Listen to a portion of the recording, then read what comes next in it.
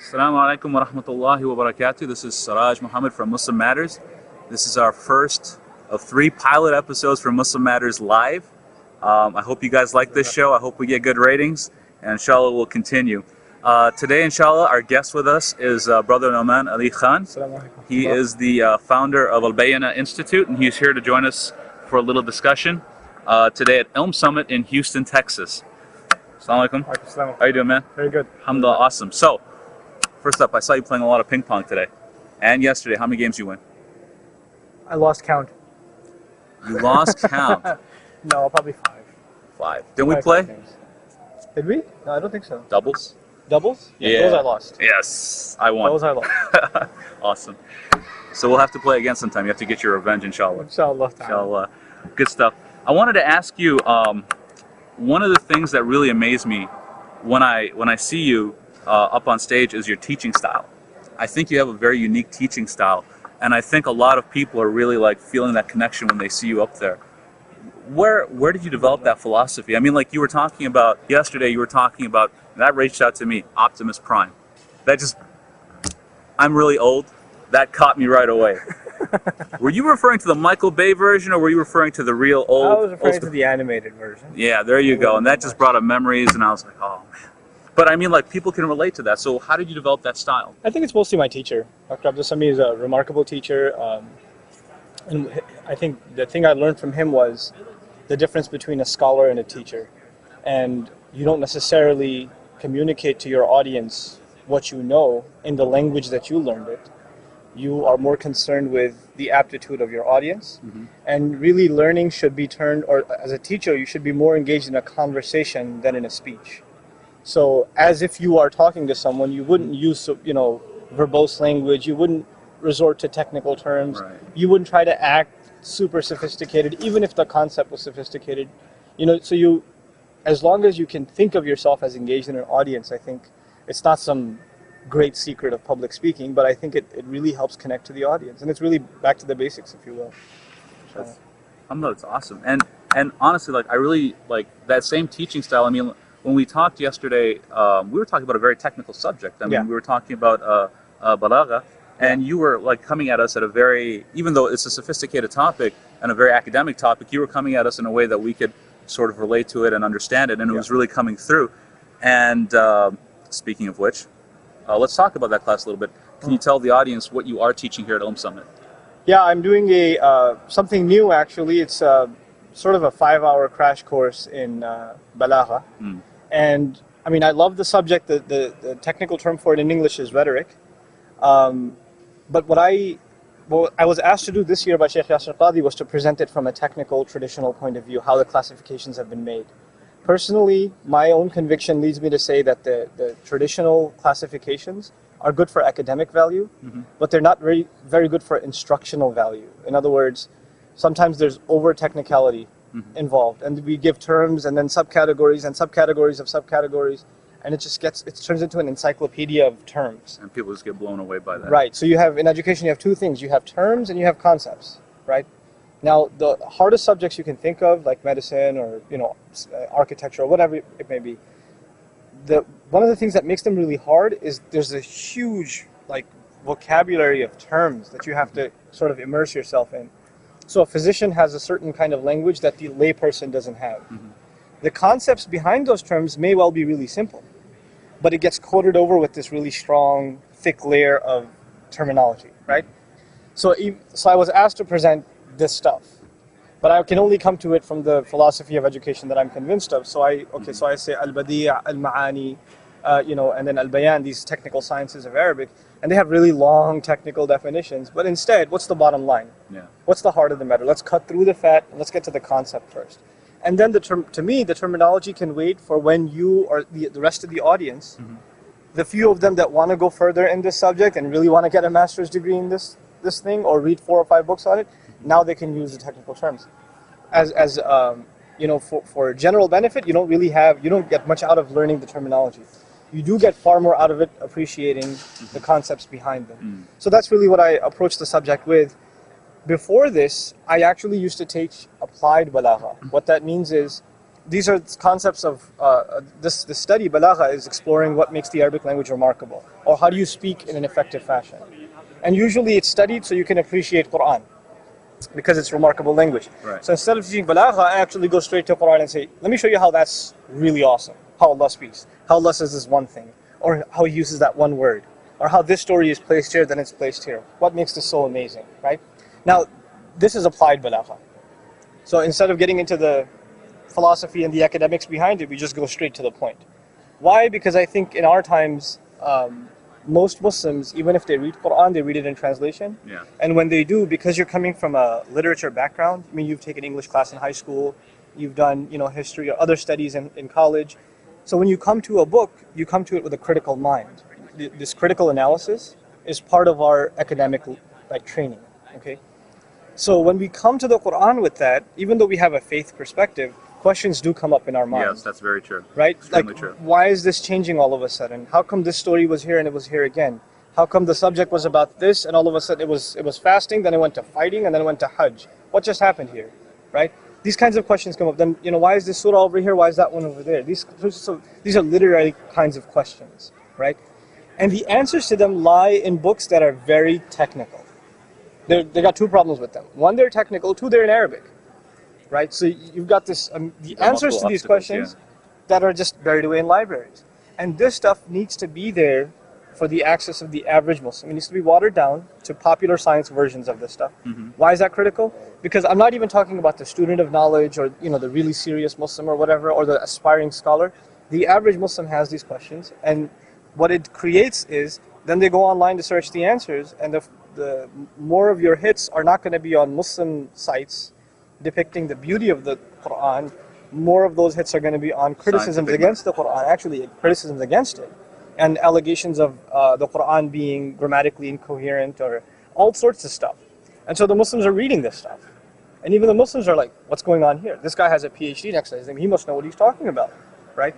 So we need to make this stuff mass knowledge, public access knowledge. Yeah. And it needs to come off the shelves and needs to be presented in basically this fashion.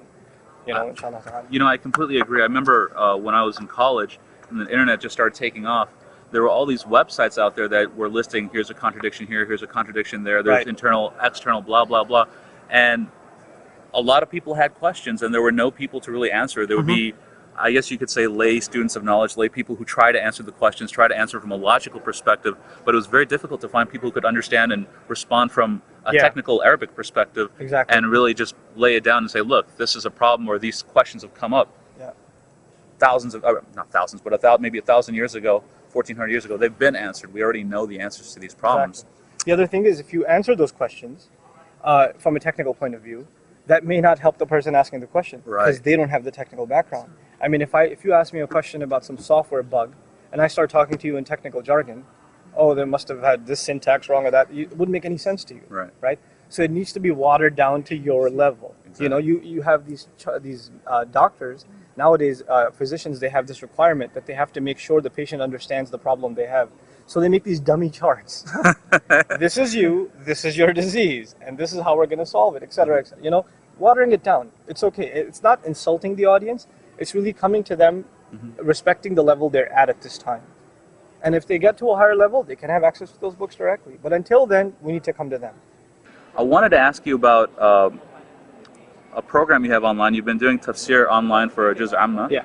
And in the intro to the website that you have for that program that you're doing, you talk further about the Dream program. Now, yes. I got really excited about that because I thought, this is amazing. I've been talking to friends who are overseas, for example, in Alexandria. And they tell me that they're actually having trouble learning Arabic over there because they're used to the academic style over here. Exactly. And over there, the only benefit that they really have is that they have all the time in the world to go and research what was kind of handed to them a little bit, but not really properly taught to them. Exactly. So the Dream program, when I heard that from them, and then I heard about your Dream program, and I've seen the way you guys have been doing your Bayna classes already, I was really excited about that.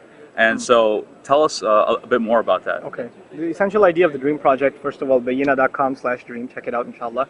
The essential idea behind it is, it's rooted in the concern I had for myself when I was in my journey to Arabic studies. And essentially my journey with the exception of my foundation, which was with a teacher, has been a self-study journey over the last 10 years.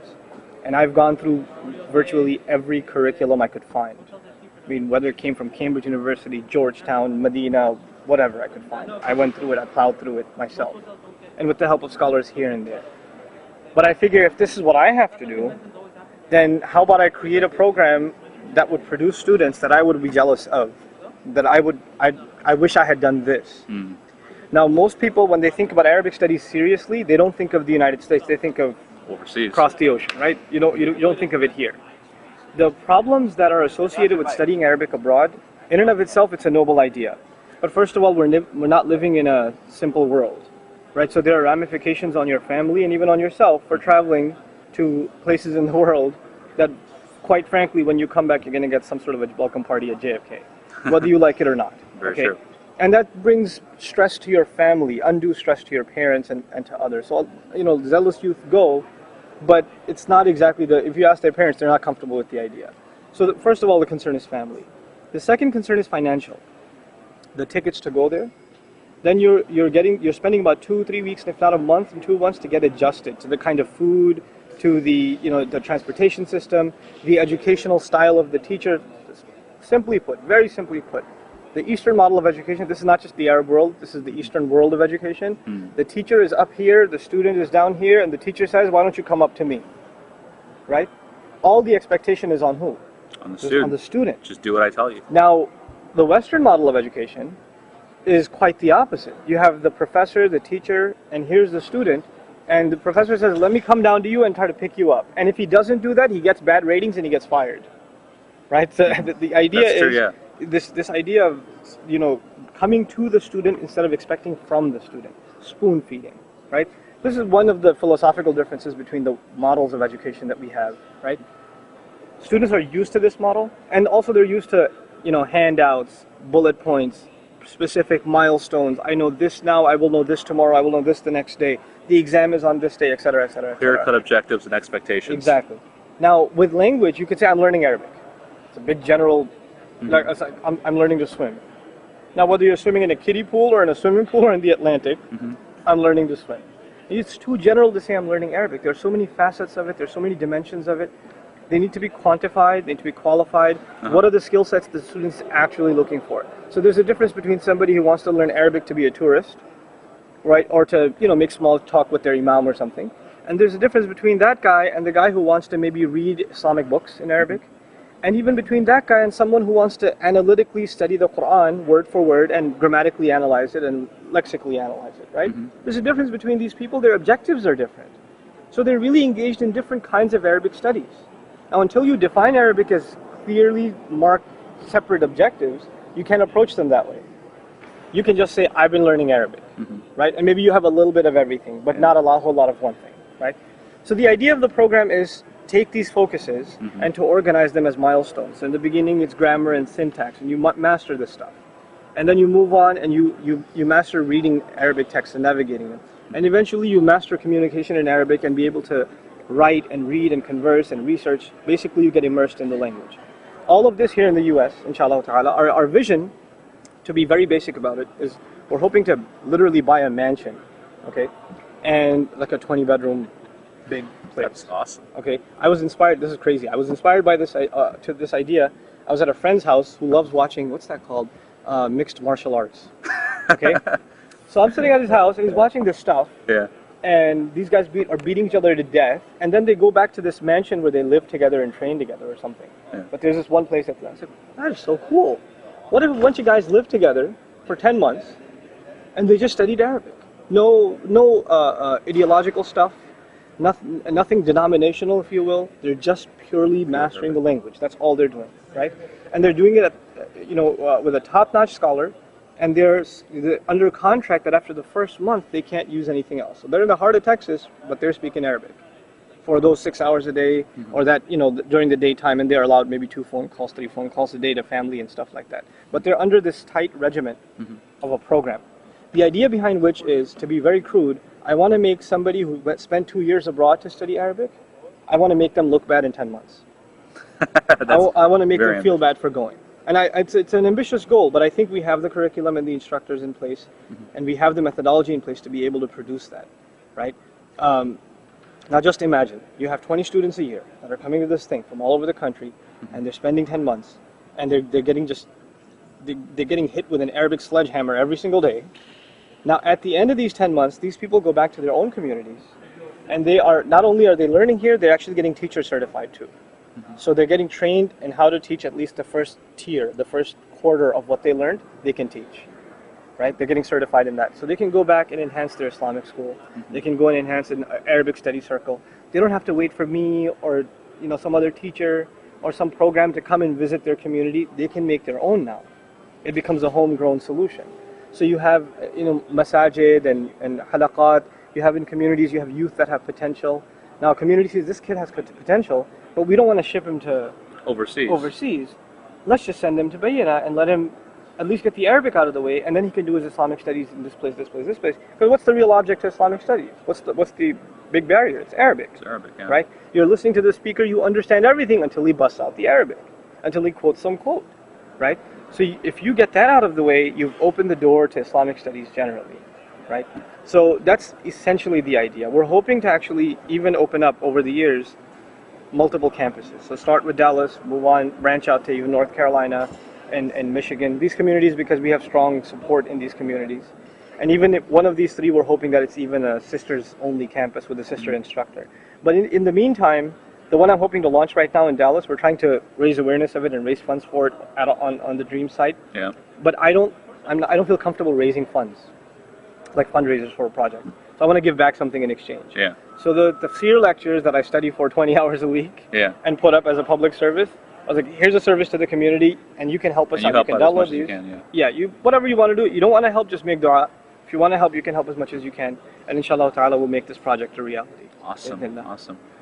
And if people wanted to volunteer, how would they go about doing that? Let's say they had some ideas, they wanted to contact you, they wanted to say, hey, I'll help you guys get the word out. We need a lot of help. We need a lot of technical help. We need, the technology of our site needs to be overhauled, needs to be enhanced. So we need developers to come forward and maybe put some time in and help out.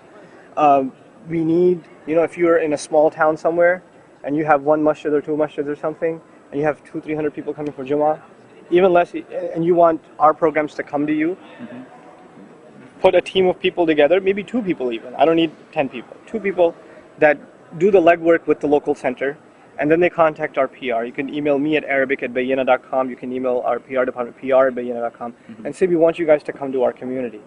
We can start setting something up. So we can start branching out. Our methodology isn't state by state or city by city. It's really Islamic center by Islamic center. We want to go to the heart of the Muslim community, which is the masjid. And really, essentially, first and foremost, conduct our programs there, and then do larger programs that are together. So at the same time, we're doing this cream of the crop, 20 students a year thing. And at the same time, we want to do reach everybody out there, and get to them. And subhanAllah, it's been amazing that our programs are attended by 75-year-olds and 8-year-olds at the same time. SubhanAllah. So it's a gift from Allah. I have a very pressing question. You spoke yesterday about your specialty in uncle psychology. Is that something in the linguistics department you picked up? No, it's. Do you have a PhD, MD? What is this? It's traveling to literally dozens upon dozens upon dozens of masjids, and dealing with elders in the community. I see that there are wrongs on 2 sides. Youth get frustrated too easily, and the elders are hard to communicate with. They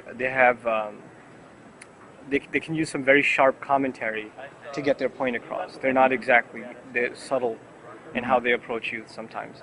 So there's this clash that occurs between young people at the masjid and the older folks. And most of the time young people start abandoning the masjid. And when you say, why don't you guys come to the masjid? I see you guys at Jummah, but I don't see you any these elders, man, I don't want to deal with them. They're this way or that way or the other way, right? And there's some legitimacy to that claim. There are, from what I've noticed also, people as they get older generally, one of the things that happens to you is you get more set in your ways. Yeah, you get set in your ways, and you can get annoyed easily, and you don't necessarily want to take the time out to understand everything the other is saying. You have an expectation, you want it met a certain way, right? And people get like that at their work, and they get like that at their home, and they bring that to the masjid too. They bring that to the community too. Now, for youth, it's really important that they understand that, and they use that to their advantage. What elders appreciate more than anything else is a young person who's not trying to dodge them or always trying to critique them or coming after them, but actually someone who's trying to befriend them, break the ice, hang out with them. Right? There's this. It's what's become is the elders have their own social circle. Like you could tell this after the salah is done. When the salah is done in every masjid, who's talking to who? The elders are talking to each other, right? Sometimes it's ethnic. The Arabs are talking to each other, the Indians are talking to each other, the Pakistanis to each other, and the youth to each other, right? We're cut off, right? What needs to happen is the youth need to come in and just say, how are you? How's it going? You know, want to grab a donut or something? Let's, you know, just. Could I invite them to go weightlifting with me, or maybe you could go bowling with them? Would that be Probably part a of good those idea. So you take into consideration their physical limitations and, you know, the arthritis that is about to kick in, or, you know, back problems or whatever. Take them to the ping pong table, maybe. You know, yeah, exactly. Ping pong, man, what'll break the ice with, especially with Arabs and Desis? Ping pong.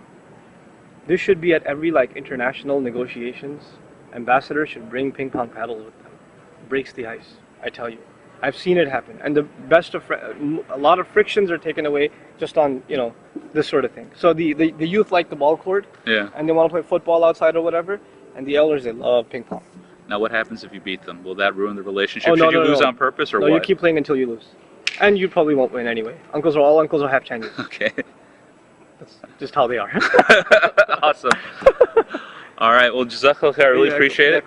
I just want to say that, you know, I've benefited a lot. I mean, from you. I haven't really taken too many of your classes, but last year when you did Summit, you spoke about the Quran. You spoke, like you said, you brought it down to my level because I'm a guy who doesn't understand Arabic, and you brought out those miracles and those points that most of us miss because we're just reading translations. And I have to admit, for myself personally, when I would read a translation, it was almost like bringing my iman down because of that critical thinking mindset that you take with you. And it's just natural because of the environment we're raised in. Yes.